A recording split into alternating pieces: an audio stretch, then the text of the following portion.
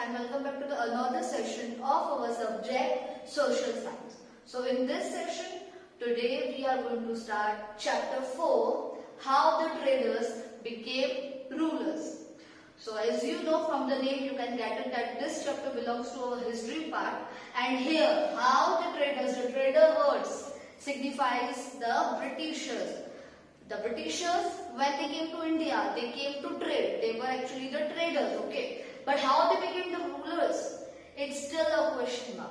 So let's find out the remaining part, the remaining story. What happened actually?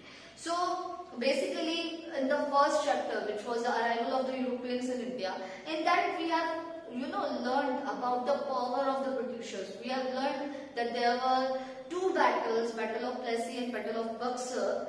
Actually, in the Battle of Buxar, when the British won, they have shown their supremacy, they have shown their power.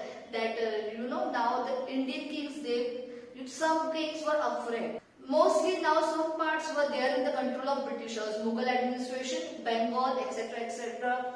They even got the permission to trade without taxes. So before I start the topic, first thing I want to clear that what you are going to learn in this chapter. Yeah, the learning outcomes of this chapter. In this chapter, you are going to learn about the policies which were introduced by the Governor Generals of Britishers. Yes, the first was the subsidiary lines, and then was the doctrine of lapse or the annexation policy by Lord Dalhousie. In these policies, we are going to get the information how these Britishers got the control of our country. Then next topic which we are going to learn in this chapter is that what were the reforms which were done by the Britishers, mainly which were done by Lord Dalhousie, to ease the administration of the country. So one by one we are going to learn every topic. So the chapter actually starts with a small story. We all have heard there are two children who are reading the story of two cats and a monkey. When the two cats are fighting and the monkey takes the advantage of their situation and takes away that thing to eat. So same thing happened with Britishers. Okay, so the teacher of that two children is going to explain that the Britishers also did the same thing.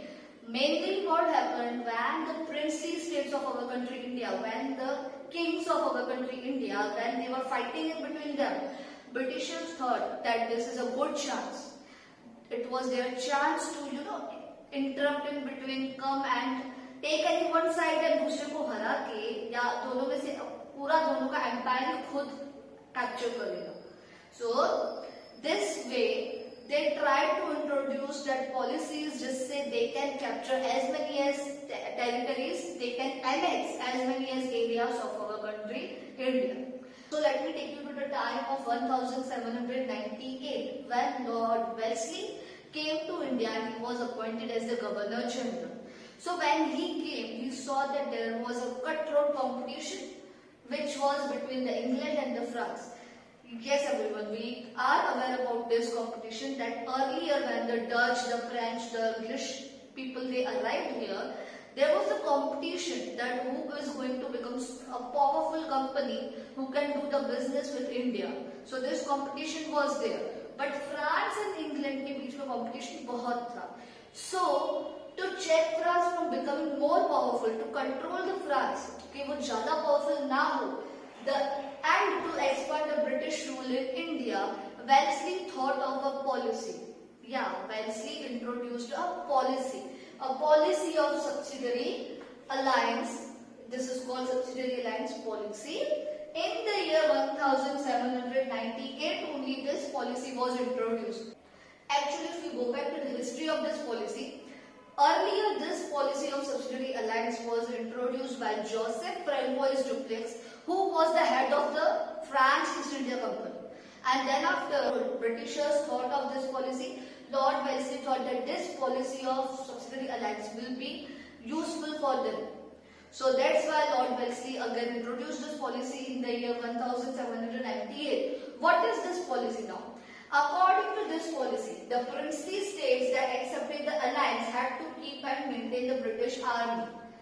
According to this policy, the princely states, whatever the kingdoms of our country, they are going to accept the alliance. Means इस policy को जो kings accept कर रहे हैं, they have to keep and maintain the British army. They have to keep the British army in their area. Means they have to keep British army. They have to maintain that. Means they have to provide food, shelter, clothing and all. British army का पूरा जो expense रहेगा, that king will do. Which king? Kings of India. Now, also they have to keep British representative in the royal court. Also, they have to keep the British representative in the royal court. The princely states were not allowed to utilize their army at their own will. As I have told you, whatever decisions they are taking, the princely states, the king cannot use that army until and unless they take the permission from the British. Means every time, whatever they want to do with the army, they have to take the permission of the British officers only. This policy made feel secure in the beginning. So in the beginning, the kings felt secure. They felt that we are secure. If any other kingdoms is attacking, then our army will not face it. Whose army will face it? Britishers' army. And Britishers were also behaving like they are the good friends of Indian kings. They were also telling the Indian kings that yes, our army will help you to face that attack. So Britishers' army, which was very good by using the weapons and arms and ammunitions, they thought that Britishers की army सब handle कर लेगी. But slowly they feel enslaved and threatened. धीरे-धीरे लगा कि they are now like the gulams of Britishers. वो अभी slave बन गए हैं Britishers के, because they have to take permission of everything from the British officers. So this policy acted like a slow poison. धीरे-धीरे slow poison के जैसा काम कर रहा था. Sometimes king was able to handle the administration. Sometimes king was getting the permission of the Britishers कि हाँ ये काम करना है. And sometimes he was not. तो ऐसे करके ये slow poison का काम कर रहा था. कभी-कभी king की बहुत खुद की army loss में जा रही थी. So that's why this was actually a policy which was like a disastrous one. So the Nizam of Hyderabad, he was the first to accept the subsidiary alliance policy, was the first victim of the Britishers. In the year 1798, this policy was accepted by Nizam, and he was forced to break up all the ties from the different foreign countries which are the enemies of Britishers, and the Nizam of Hyderabad was forced to follow the Britishers' rule. Same way, there were other cities also which accepted the subsidiary alliance. Who were they? Let's find out. So before we learn about the states which were annexed through the subsidiary alliance policy, let us have a look at the terms of subsidiary alliance policy. First thing was the Britishers, they were providing the British resident in every state. Means whatever states or whatever kingdoms were annexed, they were joined with this British rule.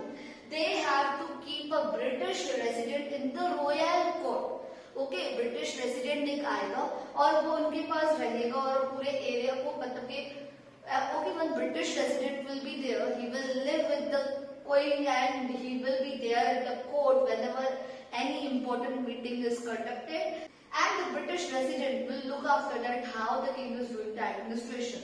Then another rule was the princely states were not allowed to employ any European or a citizen of state which was enemy of Britishers.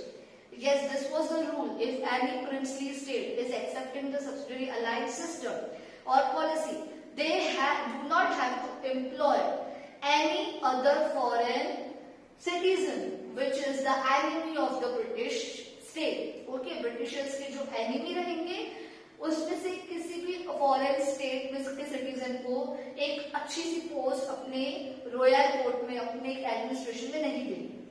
Next rule was the princely states could not maintain any friendly relation with any other ruler. The princely states are not allowed to maintain any friendly relation with any other ruler except the permission of the British officers. If the British officers are permitting कि हाँ आप friendly relation इस king के साथ बना के रखो, then they can. Otherwise, they are not allowed to maintain any kind of friendly relation with any other ruler of same India only.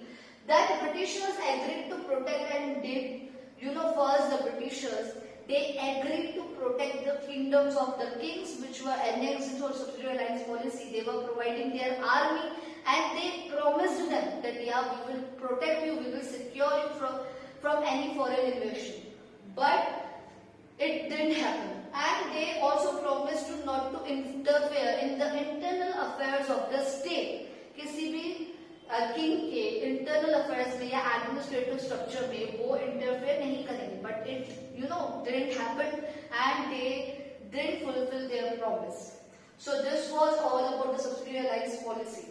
Which were the states which were annexed? Nizam of Hyderabad, it was annexed in the year 1798. Then after Nizam of Hyderabad, there comes the story of Mysore. In the Mysore, earlier Hyder Ali was ruling.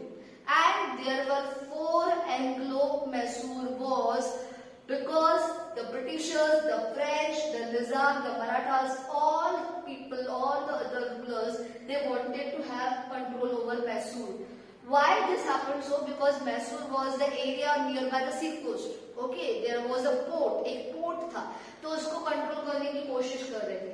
But Hyder Ali fought very bravely. Then after Hyder Ali's son Tipu Sultan also fought very bravely in the Anglo-Mysore war.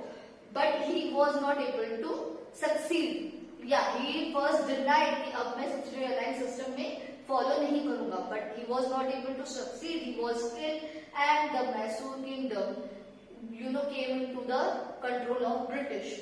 Then there was Awadh, which was annexed in the year 1801. Then Maratha, they are also having their own history. There were actually 2 to 3 Anglo-Maratha wars. Yeah, the Maratha kingdom was in the eyes of everyone. Actually, after the death of the first, Nana Fateh was their first ruler, the Maratha kingdom started breaking. And the rulers were not able to control the whole kingdom. They divided, and that's why they were fighting in between themselves only. So the Britishers took it as an opportunity and they captured the Maratha kingdom in the year 1802, and slowly in the year 1803, whole Maratha kingdom, including the areas of Peshwa Bajirao, it came under the control of British. Then there were Gorakhpur, Tanjore, Karnataka, Farrukhabad. All these states suffered the same fate, and slowly they accepted the subsidiary alliance policy which was introduced by Lord Wellesley. Now another policy, which was the policy introduced by Lord Dalhousie, policy of annexation doctrine of lapse. It is left, which we are going to learn in the next video. Till then, go through the textbook and read the points which are given in the subsidiary alliance policy. Keep learning. Thank you. Have a nice day.